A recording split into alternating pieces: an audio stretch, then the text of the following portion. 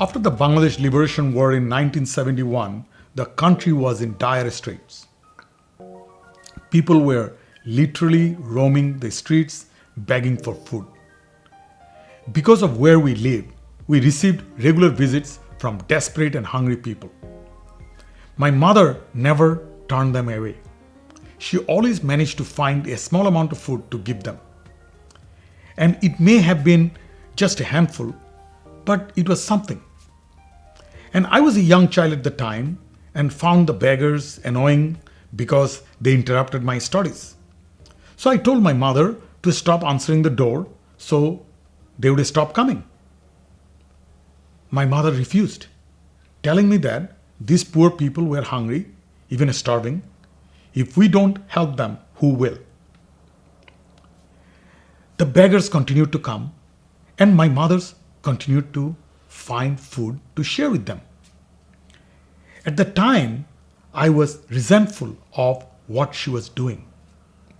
I was, of course, young and naive and did not realize what a powerful lesson she was teaching me about having a caring mindset, specifically about being thoughtful. My mother was a true star. She was straightforward in her approach with me, thoughtful in her treatment of others, accountable to people she did not even know, and resolute in her determination to do what she could.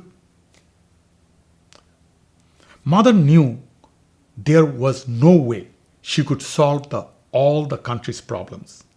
But she taught me an important lesson about stepping up to make a difference instead of waiting for someone else to. For my mother, good enough was never enough. She was the difference. Many years later, having remembered what my mother taught me, I paid it forward through a charity foundation I helped establish.